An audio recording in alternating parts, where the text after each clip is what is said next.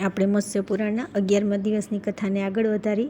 હવે પ્રયત્ન કરીને પણ તે પ્રાપ્ત કરી શકાતા નથી. મારી આ દુરાવસ્થાને સમજીને જે આત્મકલ્યાણમાં લાગ્યું રહે છે તે જ જ્ઞાની અને ધીર છે. આ જીવ જગતમાં ભિન્ન ભિન્ન સ્વભાવના અનેક પ્રાણી છે. તે બધા પ્રારબ્ધને આધીન છે. તેથી તેમના ધન વગેરે પદાર્થોના હિતના માટે કરેલા પ્રયત્ન અને અધિકાર બધું વ્યર્થ થઈ જાય છે. તેથી ધીર પુરુષે પ્રારબ્ધ જ બળવાન છે એવું સમજીને સુખ અથવા દુઃખ પણ જે મળે તેમાં સમ રહેવું જોઈએ. જીવને જે સુખ અથવા દુઃખ મળે છે તે તેને ભાગ્યથી જ મળે છે, પોતાની શક્તિથી નહીં. તેથી પ્રારબ્ધને જ બળવાન માનીને મનુષ્ય હર્ષ શોક કરવો ન જોઈએ, દુઃખોથી વ્યથિત ન થવું જોઈએ અને સુખથી ફૂલાઈને હર્ષિત ન થઈ જવું જોઈએ. ધીર પુરુષે સદા સમભાવથી રહેવું અને ભાગ્યને જ પ્રબળ માનીને કોઈ પ્રકારની ચિંતા અને હર્ષને વશીભૂત ન થવું. અષ્ટક: હું કદી ભયના કારણે મોહિત થતો નથી. મને કોઈ માનસિક સંતાપ પણ થતો નથી, કેમ કે હું જાણું છું કે વિધાતા આ સંસારમાં મને જે રીતે રાખશે તે પ્રમાણે જ રહીશ. સ્વેદજ, અંડજ, ઉદ્ଭିજ, સરીસૃપ, કૃમિ, જળમાં રહેતા મત્સ્ય વગેરે જીવ તથા પર્વત, ઘાસ અને કાષ્ઠ આ બધા પ્રારબ્ધ ભોગનો સંપૂર્ણ ક્ષય થયા પછી પોતાની પ્રકૃતિને પ્રાપ્ત થઈ જાય છે. અષ્ટક: હું સુખ તથા દુઃખ બંનેની અનિત્યતાને જાણું છું. પછી મને સંતાપ કઈ રીતે થાય? હું શું કરું અને શું કરીને વ્યથિત ન થાવ? આ વિશેની મેં ચિંતા છોડી દીધી છે. તેથી સાવધાન રહીને શોક સંતાપને પોતાનાથી દૂર રાખું છું.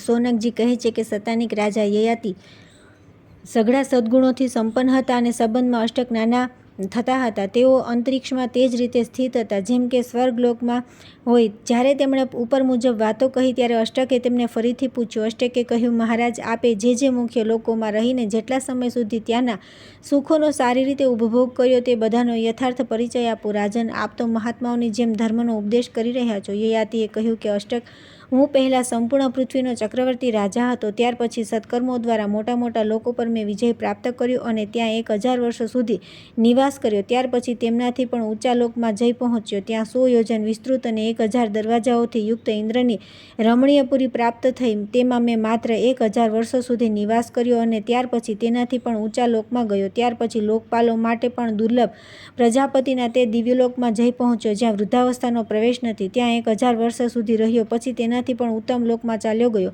તે દેવાધિદેવ બ્રહ્માજીનું ધામ હતું. ત્યાં હું પોતાની ઈચ્છાનુસાર ભિન્ન ભિન્ન લોકમાં વિહાર કરતો રહીને સંપૂર્ણ દેવતાઓથી સન્માનિત થતો રહ્યો. તે સમયે મારો પ્રભાવ અને તેજ દેવેશ્વરોનું સમાન હતું. આ જ પ્રમાણે હું નંદનવનમાં ઈચ્છાનુસાર રૂપ ધારણ કરીને અપ્સરાઓની સાથે વિહાર કરતો રહીને 10 લાખ વર્ષ સુધી રહ્યો. ત્યાં મને પવિત્ર, સુગંધ અને મનોહર રૂપવાળા વૃક્ષો દેખાયા જે ફૂલોથી ભરપૂર હતા. ત્યાં રહીને મેં દેવલોકના સુખોમાં આસક્ત થઈ ગયો. ત્યાં ઘણા સમય વ્યતીત થઈ ગયા પછી એક ભયંકર રૂપધારી દેવદૂત આવીને મને મોટા અવાજે 3 વાર બોલ્યો, પડી જાઓ, પડી જાઓ, પડી જાઓ. રાજ શિરોમણી, મને એટલા સ્મૃતિ છે. ત્યારબાદ પુણ્ય ક્ષીણ થઈ જવાના કારણે હું નંદનવનથી નીચે પડી ગયો. નરેન્દ્ર, તે સમયે મારા માટે શોક કરનાર દેવતાઓની તે દયાપૂર્ણ વાણી સાંભળી. અહો, મહાન દુઃખની વાત છે કે પવિત્ર કીર્તિવાળા આ પુણ્યકર્મમાં મહારાજ યયાતિ પુણ્ય ક્ષીણ થવાના કારણે નીચે પડી રહ્યા છે. ત્યારે નીચે પડતા વચ્ચે પડું એવો શું ઉપાય છે? ત્યારે દેવતાઓએ મને આપની યજ્ઞભૂમિનો પરિચય આપ્યો. હું તેને જ જોતો રહીને તુરત અહીં આવી પહોંચ્યો. યજ્ઞભૂમિનો પરિચય આપનારી હવિષ્યની સુગંધનો અનુભવ તથા ધુમાડો જોઈને મને બહુ પ્રસન્નતા થઈ અને સાંત્વના મળી. ત્યાર પછી આવે છે 39મો અધ્યાય, અષ્ટક અને યયાતિનો સંવાદ. અષ્ટકે પૂછ્યું કે સતયુગના નિષ્પાપ રાજોમાં પ્રધાન નરેશ, જ્યારે આપ ઈચ્છાનુસાર રૂપ ધારણ કરીને 10 લાખ વર્ષો સુધી નંદનવનમાં નિવાસ કરી ચૂક્યા છો ત્યારે શા કારણે આપ તેને છોડીને પૃથ્વી પર ચાલ્યા આવ્યા? યયાતિ બોલ્યા કે જેમ આ લોકમાં જાતિભાઈ, સુહદ અથવા સ્વજન કોઈ પણ કેમ ન હોય, ધન નષ્ટ થયા પછી મનુષ્ય તેનો ત્યાગ કરી દે છે, તે જ પ્રમાણે સ્વર્ગલોકમાં જેનું પુણ્ય સમાપ્ત થઈ જાય છે તે મનુષ્યને દેવરાજ ઇન્દ્ર સહિત સંપૂર્ણ દેવતા તુરત ત્યાગી દે છે. અષ્ટકે પૂછ્યું કે દેવલોકમાં મનુષ્યના પુણ્ય કઈ રીતે ક્ષીણ થાય છે? આ વિષયમાં મારું મન અત્યંત મોહિત થઈ રહ્યું છે. પ્રજાપતિનું તે કયું ધામ છે જેમાં વિશિષ્ટ અપુનરાવર્તી યોગ્યતાવાળા પુરુષ જાય છે? આ મને બતાવો, કારણ કે આપ મને જ્ઞાની લાગો છો. યયાતિ બોલ્યા કે નરદેવ, જે પોતાના મુખે પોતાના પુણ્યકર્મોના વખાણ કરે છે તે બધા આ પૃથ્વી પર નરકમાં આવીને પડે છે. અહીં તેઓ ગીધ, શિયાળ અને કાગડા વગેરેના ખાવા યોગ્ય આ શરીરના માટે પૃથ્વી પર પુત્ર પૌત્રાદિ રૂપી બહુ વિસ્તાર કરે છે. તેથી નરેન્દ્ર, આ લોકમાં જે દુષ્ટ અને નિંદનીય કર્મ હોય તેને સર્વથા ત્યાગી દેવું જોઈએ. ભૂપાલ, મેં તમને બધું જ કહી દીધું. બોલો, હવે તમને શું બતાવો? અષ્ટકે પૂછ્યું કે જ્યારે મનુષ્યને મૃત્યુ પછી ગીધ, કાગડા વગેરે કોતરીને ખાઈ જાય છે ત્યારે તે કેવા અને કયા રૂપે ઉત્પન્ન થાય છે? આજે હું આપના જ મુખથી ભૌમ નરકનું નામ સાંભળી રહ્યો છું. યયાતિ બોલ્યા, કર્મથી ઉત્પન્ન થનારા અને વધારનારા શરીરને પ્રાપ્ત કરીને ગર્ભથી નીકળ્યા બાદ જીવ બધાની સાથે આ પૃથ્વી પર વિશ્વમાં વિચરે છે. તેમનું આ વિચરણ જ ભૌમ નરક કહેવાય છે. આમાં તેઓ પડે છે. આમાં પડવાથી તેઓ વ્યર્થ પસાર થનારા અનેક વર્ષો તરફ જોતા નથી. કેટલાય પ્રાણી સ્વર્ગાદી લોકોમાં 60,000 વર્ષ રહે છે, કેટલાક 80,000 વર્ષો નિવાસ કરે છે, ત્યાર પછી તેઓ પૃથ્વી પર પડે છે. અહીં તે પડનારા જીવોને તીક્ષ્ણ દાઢોવાળા પૃથ્વીના ભયાનક રાક્ષસ અત્યંત પીડા આપે છે. અષ્ટકે પૂછ્યું, તીક્ષ્ણ દાઢવાળા પૃથ્વીના રાક્ષસ પાપવશ આકાશથી પડી રહેલા જે જીવોને સતાવે છે તેઓ પડીને જીવિત કઈ રીતે રહે છે, કઈ રીતે ઇન્દ્રિયો વગેરેથી યુક્ત થાય છે અને ગર્ભમાં કઈ રીતે આવે છે? યયાતિ બોલ્યા કે અંતરિક્ષથી પડેલો પ્રાણી અસુરક હોય છે, તે ક્રમશઃ નવા શરીરનું બીજ બની જાય છે. પછી તે પુષ્પના રસથી સંયુક્ત થઈને કર્મ પ્રમાણે યોનિનું અનુસરણ કરે છે. ગર્ભાધાન કરનાર પુરુષ દ્વારા સ્ત્રી સંસર્ગ થતાં વીર્યમાં રહેલો તે જીવ સ્ત્રીની રજ સાથે મળી જાય છે. ત્યાર પછી તે જ ગર્ભના રૂપમાં પરિણિત થઈ જાય છે. જીવ જળ રૂપે પડીને વનસ્પતિઓ અને ઔષધિઓમાં પ્રવેશ કરે છે તથા જળ, વાયુ, પૃથ્વી અને અંતરિક્ષ વગેરેમાં પ્રવેશ કરીને કર્માનુસાર પશુ અથવા મનુષ્ય યોનિમાં જાય છે. આ પ્રમાણે તે ભૂમિ પર આવીને ફરી ઉપર કહેલા ક્રમથી ગર્ભભાવને પ્રાપ્ત થાય છે. અષ્ટકે પૂછ્યું કે રાજન, આ મનુષ્ય યોનિમાં આવનાર જીવ પોતાના જ શરીરથી ગર્ભમાં આવે છે કે બીજું શરીર ધારણ કરે છે? આપ આ રહસ્ય મને બતાવો. મને સંશય થવાથી પૂછું છું. ગર્ભમાં આવ્યા પછી તે ભિન્ન ભિન્ન શરીરરૂપી આશ્રયને આંખ અને કાન વગેરે ઇન્દ્રિયોને તથા ચેતનાને કઈ રીતે પ્રાપ્ત કરે છે? तात અમે બધા આપને આત્મજ્ઞાની માનીએ છીએ.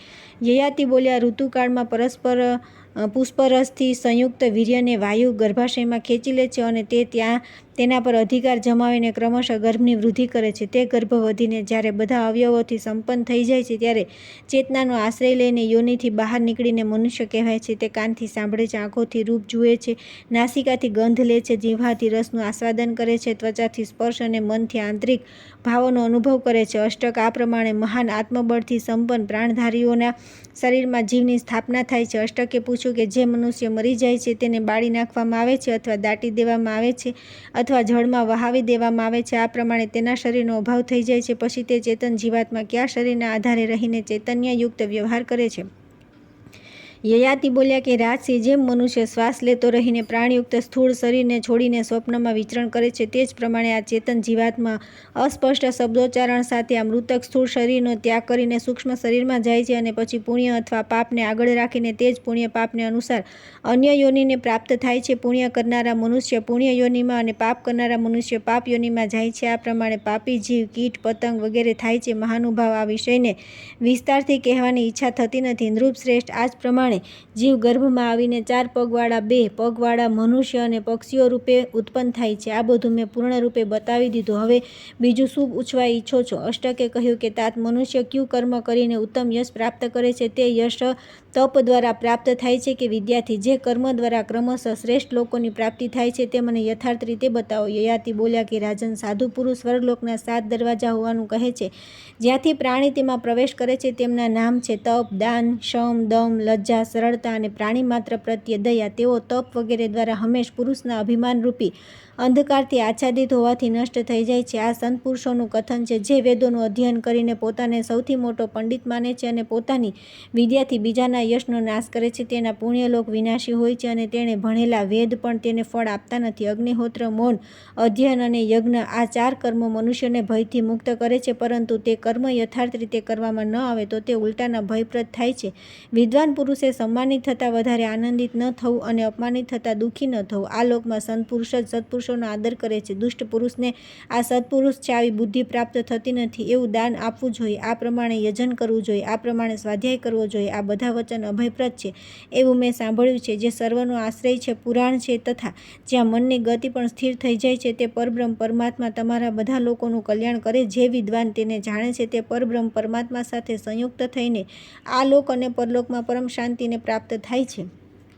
ત્યાર પછી આવે છે 40મો અધ્યાય, યયાતિ અને અષ્ટકનો આશ્રમ ધર્મ સંબંધી સંવાદ. અષ્ટકે પૂછ્યું કે મહારાજ, વેદજ્ઞ વિદ્વાન આ ધર્મની અંતર્ગત અનેક કર્મોને ઉત્તમ લોકની પ્રાપ્તિનું દ્વાર બતાવે છે. તેથી હું આપને પૂછું છું કે આચાર્યની સેવા કરનાર બ્રહ્મચારી, ગૃહસ્થ, સન્માર્ગ સ્થિત વાનપ્રસ્થ અને સંન્યાસી કઈ રીતે ધર્મનું આચરણ કરીને ઉત્તમ લોકમાં જાય છે. યયાતિ બોલ્યા કે શિષ્ય ગુરુના બોલાવાથી તેમની પાસે જઈને અધ્યયન કરવું, ગુરુની સેવા કહ્યા વિના જ કરવી. રાત્રે ગુરુજીના સૂઈ ગયા પછી તે સૂવે અને સવારે તેમનાથી પહેલાં ઉઠી જાય. તેણે વિનમ્ર, જીતેન્દ્રિય, ધૈર્યવાન, સાવધાન અને સ્વાધ્યાયશીલ થવું જોઈએ. આ બધા નિયમોથી રહેનાર શિષ્ય સિદ્ધિને પ્રાપ્ત થાય છે. ગૃહસ્થ પુરુષ ન્યાયયુક્ત પ્રાપ્ત ધન દ્વારા યજ્ઞ કરે છે, દાન આપે અને અતિથિઓને સદા ભોજન કરાવે, બીજાની વસ્તુ તેમના આપ્યા વિના ગ્રહણ ન કરે. આ ગૃહસ્થ ધર્મનું પ્રાચીન અને રહસ્યમય સ્વરૂપ છે. વાનપ્રસ્થ મુનિ વનમાં નિવાસ કરે, આહાર વિહારને નિયમિત રાખે, પોતાના જ પરાક્રમ અને પરિશ્રમથી જીવન નિર્વાહ કરે, પાપથી દૂર રહે, દાન આપે અને કોઈને કષ્ટ ન આપે. આવો મુનિ પરમ મોક્ષને પ્રાપ્ત થાય છે. સંન્યાસી શિલ્પકલાથી જીવન નિર્વાહ ન કરે, તે શમ, દમ વગેરે શ્રેષ્ઠ ગુણોથી સંપન્ન હોય, સદા ઇન્દ્રિયોને વશમાં રાખે, સર્વથી અલગ રહે, ગૃહસ્થના ઘરમાં ન સૂય, પરિગ્રહનો ભાર ન લઈને પોતાને હળવો રાખે, થોડું થોડું ચાલે અને એકલો જ અનેક સ્થાનોમાં ભ્રમણ કરતો રહે. આવો સંન્યાસી જ વાસ્તવમાં ભિક્ષુ કહેવાને યોગ્ય છે. જે સમયે રૂપ, રસ વગેરે વિષયો તુચ્છ લાગે, તેમને ઈચ્છાનુસાર જીતી લેવામાં આવે તથા તેમના પરિત્યાગથી સુખ થાય, તે જ સમયે વિદ્વાન પુરુષ મનને વશમાં કરીને સમસ્ત સંગ્રહોનો ત્યાગ કરીને વનવાસી થવાનો પ્રયાસ કરે. જે વનવાસી મુનિ વનમાં જ પોતાના પંચ ભૌતિક શરીરનો પરિત્યાગ કરે છે, તે 10 પેઢી પૂર્વેની અને 10 પેઢી પછીના જાતિભાઈઓને તથા 21મા સ્વયંને પણ પુણ્યલોકમાં લઈ જાય છે. અષ્ટકે પૂછ્યું કે રાજન, મુનિ કેટલા છે અને મૌન કેટલા પ્રકારનું છે, આ બતાવો, મેં આ સાંભળવા ઈચ્છે છે. યયાતિએ કહ્યું કે જનેશ્વર, અરણ્યના નિવાસ દરમિયાન જેના માટે ગ્રામ નિરર્થક હોય છે અને ગ્રામમાં નિવાસ સમયે જેના માટે અરણ્ય નિરર્થક હોય છે, તેને મુનિ કહે છે. અષ્ટકે પૂછ્યું કે અરણ્યવાસી માટે ગામ અને ગામ નિવાસી માટે અરણ્ય નિરર્થક કઈ રીતે છે. યયાતિએ કહ્યું કે જે મુનિ વનમાં નિવાસ કરે છે અને ગામોમાં પ્રાપ્ત થનારી વસ્તુઓનો ઉપયોગ કરતો નથી, આ જ પ્રમાણે વનમાં નિવાસ કરનારા તે મુનિના માટે ગામ પાછળ સમજવામાં આવે છે. જે અગ્નિ અને ઘરને ત્યાગીને, જેનો ગોત્ર અને ચરણ સાથે પણ સંબંધ રહ્યો નથી, જે મૌન રહે છે અને તેટલા જ વસ્ત્રની ઈચ્છા રાખે છે જેમનાથી લંગોટી અને ઓઢવાનું કામ ચાલી જાય છે, આ પ્રમાણે જેટલાથી પ્રાણોની રક્ષા થઈ શકે એટલું ભોજન ઈચ્છે છે, આ નિયમ પ્રમાણે ગામમાં નિવાસ કરનારા તે સંન્યાસી મુનિના માટે અરણ્ય નિરર્થક સમજવામાં આવે છે. જે મુનિઓ સંપૂર્ણ કામનાઓને છોડીને કર્મોનો ત્યાગ કરી દીધો છે, આવો સંન્યાસી પરમ સિદ્ધિને પ્રાપ્ત થાય છે.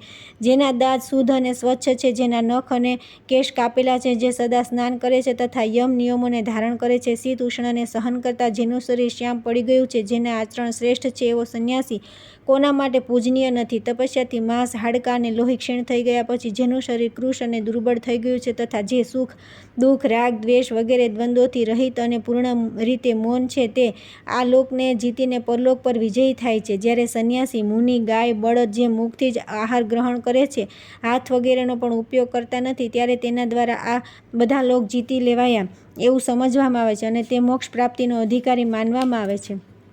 ત્યાર પછી આવે છે 41મો અધ્યાય, અષ્ટક યયાતિ સંવાદ અને યયાતિ દ્વારા બીજાના આપેલા પુણ્યદાનનો અસ્વીકાર કરવો. અષ્ટકે પૂછ્યું કે રાજન, સૂર્ય અને ચંદ્રમાની જેમ પોતપોતાના લક્ષ્ય તરફ દોડી રહેલા વાનપ્રસ્થ અને સંન્યાસી, આ બેમાંથી પ્રથમ કોણ દેવતાઓના આત્મભાવને પ્રાપ્ત થાય છે. યયાતિ બોલ્યા, કામવૃત્તિવાળા ગૃહસ્થોની વચ્ચે ગામમાં જ કામ કરતા રહીને પણ તે જીતેન્દ્રિય અને ઘર રહિત સંન્યાસી છે, તે જ બે પ્રકારના મુનિઓમાં પહેલા બ્રહ્મભાવને પ્રાપ્ત થાય છે. જે વાનપ્રસ્થ દુર્લભ દીર્ઘાયુને પ્રાપ્ત કરીને પણ વિષયો પ્રાપ્ત થતાં તેમનાથી વિકૃત થઈ તેમનામાં વિચરવા લાગે છે, તેને જો વિષય ભોગ બાદ પશ્ચાતાપ થાય તો તેણે મોક્ષ પ્રાપ્તિ માટે પુનઃ તપનું અનુષ્ઠાન કરવું જોઈએ. રાજન, જે પાપ બુદ્ધિવાળો મનુષ્ય અધર્મનું આચરણ કરે છે તેનું તે આચરણ પાપમય અને અસત્ય કહેવાય છે અને તે અજીતેન્દ્રિય ધન પણ તેવું જ પાપમય અને અસત્ય છે. પરંતુ વાનપ્રસ્થ મુનિનું જે ધર્મ પાલન છે તે જ સરળતા છે, તે જ સમાધિ છે અને તે જ શ્રેષ્ઠ આચરણ છે. અષ્ટકે પૂછ્યું કે રાજન, આપને અહીં કોણે મોકલ્યા છે? આપ અવસ્થામાં યુવાન ફૂલની માળાથી સુશોભિત, દર્શનીય તથા ઉત્તમ તેજથી પ્રકાશિત થઈ રહ્યા છો. આપ ક્યાંથી આવ્યા છો અને આપનું આ પૃથ્વી પર કોઈ ઉત્તમ નિવાસસ્થાન છે? યયાતિએ કહ્યું કે હું મારા પુણ્યનો ક્ષય થવાથી ભૌમ નરકમાં પ્રવેશ કરવા માટે આકાશમાંથી પડી રહ્યો છું. આજે બ્રહ્માજીના લોકપાલ છે, તેઓ મને પાડવા માટે ઉતાવળ કરી રહ્યા છે. તેથી હવે આપ લોકોને પૂછીને વિદાય લઈને આ પૃથ્વી પર પાડવાનો હતો તે સમયે મેં ઇન્દ્ર પાસેથી એવું માગ્યું હતું કે હું સાધુ પુરુષોની સમીપમાં પડું. તે પ્રમાણે હું અહીં આવ્યો અને આપ સૌ સંતોનો સંગ પ્રાપ્ત થયો. અષ્ટક બોલ્યા કે મહારાજ, મારો વિશ્વાસ છે કે આપ પરલૌકિક ધર્મના જ્ઞાતા છો. હું નીચે પડનાર આપને એક વાત પૂછું છું, શું અંતરિક્ષ યા સ્વર્ગલોકમાં મને પ્રાપ્ત થનારા કોઈ પુણ્યલોક પણ છે?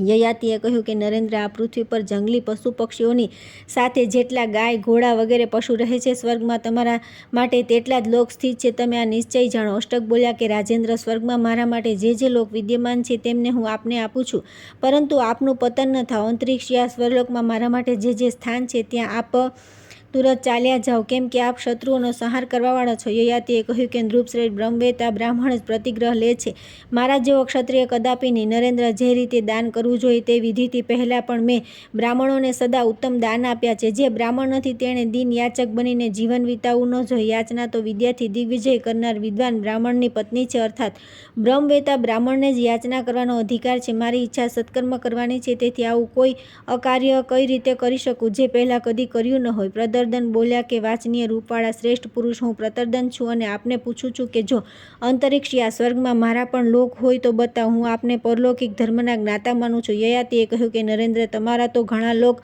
છે. જો એક લોકમાં 7 દિવસ રહેવામાં આવે તો પણ તેનો અંત નથી. તે બધા લોક અમૃતના ઝરણા વહાવે છે અને ઘૃતથી યુક્ત છે. ત્યાં શોકનો સર્વથા અભાવ છે. તે બધા લોક તમારી પ્રતીક્ષા કરી રહ્યા છે. પ્રતર્દન બોલ્યા, મહારાજ, તે બધા લોક હું આપને આપું છું. આપ નીચે પડશો નહીં. જે મારા લોક છે તે બધા આપના થઈ જાય છે. તે બધા અંતરિક્ષમાં હોય કે સ્વર્ગમાં, આપ તુરંત ત્યાં ચાલ્યા જાઓ. યયાતિએ કહ્યું કે રાજન, હું સ્વયં એક તેજસ્વી રાજા હોવાથી બીજા પાસે પુણ્ય અને યોગક્ષેમની ઈચ્છા કરતો નથી.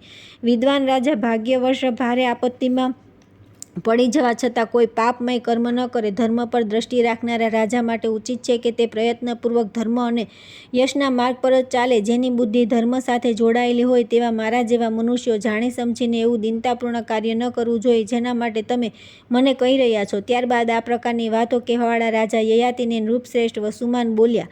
ત્યાર પછી આવે છે 42મો અધ્યાય. રાજા યયાતિનું વસુમાન અને શિબીના પ્રતિગ્રહનો અસ્વીકાર કરવો તથા અષ્ટક વગેરે ચારે રાજાઓની સાથે સ્વર્ગમાં જવું. વસુમાને કહ્યું કે નરેન્દ્ર, હું ઉસદસ્વનો પુત્ર છું અને આપને પૂછી રહ્યો છું, જો સ્વર્ગ યા અંતરિક્ષમાં મારા માટે કોઈ પણ વિખ્યાત લોક હોય તો બતાવો. મહાત્માન, હું આપને પરલૌકિક ધર્મના જ્ઞાતા માનું છું. યયાતિએ કહ્યું કે રાજન, પૃથ્વી, આકાશ અને દિશાઓના જેટલા પ્રદેશને સૂર્યદેવ પોતાના કિરણો દ્વારા પ્રકાશિત કરે છે તેટલા લોક તમારા માટે સ્વર્ગમાં સ્થિત છે. તે તમારી પ્રતીક્ષા કરી રહ્યા છે. વસુમાન બોલ્યા કે રાજન, એ બધા લોક હું આપને આપું છું તે બધા આપના થઈ જાય. ધીમન, જો આપને પ્રતિગ્રહ લેવામાં દોષ દેખાતો હોય તો એક મુઠ્ઠી ઘાસ કિંમત રૂપે મને આપી અને મારા આ બધા લોક આપ ખરીદી લો. યયાતિએ કહ્યું કે રાજન, મેં બાળપણમાં પણ આ પ્રકારની ખોટી રીતે ખરીદી કે વેચાણ કર્યું હોય એવું મને સ્મરણ નથી. જેને પૂર્વના અન્ય મહાપુરુષોએ કર્યું નથી તે કાર્ય હું પણ કરી શકું નહીં, કેમ કે હું સત્કર્મ કરવા ઈચ્છું છું.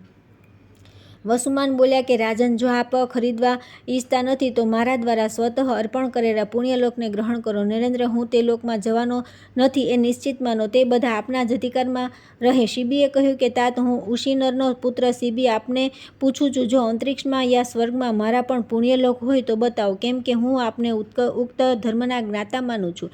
યયાતિ બોલ્યા કે નરેન્દ્ર, જે સાધુ પુરુષ તમારી પાસે કંઈ માગવા માટે આવ્યા તેમનો તમે વાણીથી તો કોણ કહે, મનથી પણ અપમાન કર્યું નથી. આ કારણ સ્વર્ગમાં તમારા માટે અનંત લોક વિદ્યમાન છે જે વીજળી જેવા તેજસ્વી, વિવિધ પ્રકારના મધુર શબ્દોથી યુક્ત અને મહાન છે.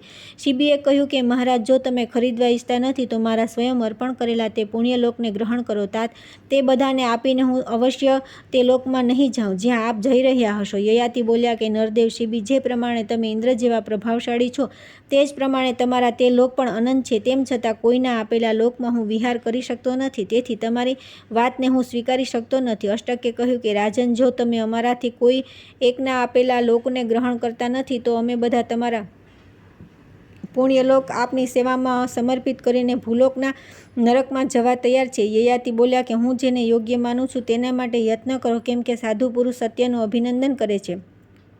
મેં પૂર્વકાળમાં જે કર્મ કર્યું નથી તેનો આજે પણ સ્વીકાર કરી શકતો નથી. નરેન્દ્ર, મુદ નિલોભીને આપ લોકોએ જે કંઈ કહ્યું છે તેનું ફળ કઈ રીતે નિરાશાપૂર્ણ થશે નહીં, બલકે આટલા મોટા દાનના માટે જે ઉપયુક્ત હશે તે અનંત ફળ તમને બધાને અવશ્ય પ્રાપ્ત થશે. અષ્ટકે પૂછ્યું કે આકાશમાં 5 સોનાના રથ દેખાય છે તે કોના છે, જે આકાશ મંડળમાં બહુ ઊંચે સ્થિત છે અને અગ્નિશિખાની જેમ પ્રકાશિત થઈ રહ્યા છે. યયાતિ બોલ્યા કે આજે સુવર્ણમય રથ દેખાય છે તે બધા મારા તથા તમારા લોકો માટે આવ્યા છે. એમના પર આરૂઢ થઈને તમે લોકો મારી સાથે ઇન્દ્રલોક ચાલો. અષ્ટક બોલ્યા કે રાજન, આપ રથમાં બેસો અને આકાશ તરફ આગળ વધો.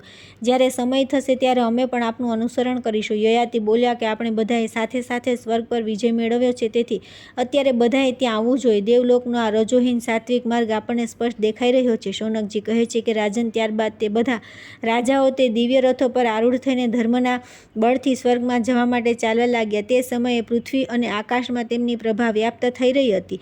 અષ્ટક બોલ્યા કે રાજન, મહાત્મા ઇન્દ્ર મારા પ્રિય મિત્ર છે, તેથી હું તો એવું જ સમજતો હતો કે એકલો હું જ સૌથી પહેલાં તેમની પાસે પહોંચીશ, પરંતુ આ ઉશીનર પુત્ર શિબી એકલા પણ આપણા બધાના રથને ઓળંગીને આગળ વધી ગયા. આવું કેમ થયું? યયાતિએ કહ્યું કે રાજન, ઉશીનરના પુત્ર શિબીએ બ્રહ્મલોકના માર્ગની પ્રાપ્તિ માટે પોતાનું સર્વસ્વ દાન કરી દીધું હતું, તેથી એ તમારા લોકમાં શ્રેષ્ઠ છે. નરેશ્વર, દાન, પવિત્રતા, સત્ય, અહિંસા, હિમ, શ્રી, ક્ષમા, સમતા અને દયા, આ બધા ગુણ રાજા શિબીમાં વિદ્યમાન છે, તથા બુદ્ધિમાં પણ તેમની બરાબરી કરનાર કોઈ નથી. રાજા શિબી એવા સદાચાર સંપન્ન અને લજ્જાશીલ છે, એમનામાં અભિમાન લેશ માત્ર નથી, તેથી શિબી રથારૂઢ થઈને આપણા બધાથી આગળ વધી ગયા છે. શૌનકજી કહે છે કે સતાનિક, ત્યારબાદ અષ્ટકે કુતૂહલવશ ઇન્દ્રતુલ્ય પોતાના નાના યયાતિને ફરી પ્રશ્ન કર્યો. મહારાજ, હું આપને એક વાત પૂછું છું, આપ તેને સાચે સાચું બતાવો. આપ ક્યાંથી આવ્યા છો અને કોણ છો અને કોના પુત્ર છો? આપે જે કંઈ કર્યું છે તેને કરનાર આપના સિવાય બીજો કોઈ ક્ષત્રિય યા બ્રાહ્મણ આ સંસારમાં નથી. યયાતિએ કહ્યું કે હું નહુષનો પુત્ર છું અને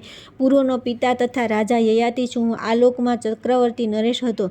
તમે બધા મારા પોતાના છો, તેથી તમને ગુપ્ત વાત પણ બતાવી દઉં. હું તમારા લોકોનો નાના છું. મેં આ સંપૂર્ણ પૃથ્વીને જીતી લીધી અને પુનઃ આ સમૃદ્ધશાળી પૃથ્વીનું બ્રાહ્મણોને દાન કરી દીધું. મનુષ્ય જ્યારે 100 પવિત્ર સુંદર અશ્વનું દાન કરે છે ત્યારે તે પુણ્યાત્મા દેવતા થાય છે. મેં સર્વ પ્રકારના અન્ન, ગૌ, સુવર્ણ તથા ઉત્તમ ધનથી પરિપૂર્ણ આ સંપૂર્ણ પૃથ્વી બ્રાહ્મણોને દાન કરી દીધી હતી અને 10 અબજ હાથીઓથી સહિત ઘોડાઓનું દાન પણ કર્યું હતું. પૃથ્વી અને આકાશ સત્યના આધારે ટકેલા છે, એ જ પ્રમાણે સત્યથી મનુષ્યલોકમાં અગ્નિ પ્રજ્વલિત થાય છે. મેં કદી વ્યર્થ વાત મુખથી કરી નથી, કેમ કે સાધુ પુરુષ સદા સત્યનો જ આદર કરે છે. અષ્ટક, હું તમને, પ્રતર્દને, વસુમાનને અને શિબીને પણ અહીં જે કંઈ કહું છું તે બધું સત્ય જ છે. મને એવો વિશ્વાસ છે કે સઘળા લોકો, મુનિ અને દેવતા સત્યથી જ પૂજાય છે. જે મનુષ્ય હૃદયમાં ઈર્ષ્યા રાખીને સ્વર્ગ પર અધિકાર કરનારા આપણા બધા લોકોના આ વૃત્તાંતને યથાર્થ રૂપે શ્રેષ્ઠ દ્વિજોની સામે સંભળાવશે, તે આપણે જેમ પુણ્યલોકને પ્રાપ્ત કરી લેશે. શૌનકજી કહે છે કે રાજન, રાજા યયાતિ મોટા મહાત્મા હતા અને તેમના કર્મ અત્યંત ઉદાર હતા. તેમના શ્રેષ્ઠ મિત્રરૂપી દોહિત્રોએ તેમનો ઉદ્ધાર કર્યો અને તેઓ સત્કર્મો દ્વારા સંપૂર્ણ ભૂમંડળને વ્યાપ્ત કરીને સ્વર્ગમાં ચાલ્યા ગયા. આ પ્રમાણે મેં તમને નહુષપુત્ર રાજા યયાતિનું પૂરું ચરિત્ર વિસ્તારથી કહી સંભળાવ્યું. આ જ વંશ આગળ જતા પુરુવંશ કહેવાયો, જેમાં તમે મનુષ્યમાં ઇન્દ્ર સમાન ઉત્પન્ન થયા છો. ત્યાર પછી આવે છે 43મો અધ્યાય, યયાતિ વંશ વર્ણન, યદુવંશનું વૃત્તાંત તથા કાર્તિવીર્ય અર્જુનની કથા. સૂતજી કહે છે કે ઋષિઓ રાજા સતાનિક મહર્ષિ શૌનકના મુખે આ સંપૂર્ણ વૃત્તાંત સાંભળીને વિસ્મિત થઈ ગયા તથા ઉત્કૃષ્ટ પ્રેમના કારણે તેમનો ચહેરો ખીલી ઉઠ્યો. ત્યાર પછી રાજાએ અનેક પ્રકારના રત્ન, ગાય, સોનું અને વસ્ત્રો દ્વારા મહર્ષિ શૌનકની વિધિપૂર્વક પૂજા કરી. શૌનકજીએ રાજા દ્વારા આપવામાં આવેલા તે ધનને ગ્રહણ કરી તેનું બ્રાહ્મણોને દાન કરી દીધું અને સ્વયં ત્યાં જ અંતર્ધ્યાન થઈ ગયા. ઋષિઓએ પૂછ્યું કે સૂતજી, હવે અમે યયાતિના વંશનું વર્ણન સાંભળવા ઈચ્છીએ છીએ. જ્યારે તેમના યદુ વગેરે પુત્ર સંસારમાં પ્રતિષ્ઠિત થયા પછી આગળ જતા શું થયું એ વિસ્તારથી કહો. સૂતજીએ કહ્યું કે ઋષિઓ, હવે હું યયાતિના પુત્ર પરમ તેજસ્વી યદુના વંશનું વિસ્તારપૂર્વક વર્ણન કરી રહ્યો છું. તમે બધા ધ્યાનથી સાંભળો. યદુના 5 પુત્રો થયા, જે બધા દેવતાઓ જેવા તેજસ્વી, મહારથી અને મહાન ધનુર્ધર હતા. તેમનામાં જ્યેષ્ઠ પુત્રનું નામ સહસ્રજી હતું. પછી ક્રમશઃ કોષ્ટુ, નીલ, અંતિક અને લઘુ નામ હતા. સહસ્રજીતનો પુત્ર રાજા સતીજ થયો. સતીજના હૈહય, હય અને વેણુહય નામક પરમ યશસ્વી 3 પુત્ર થયા.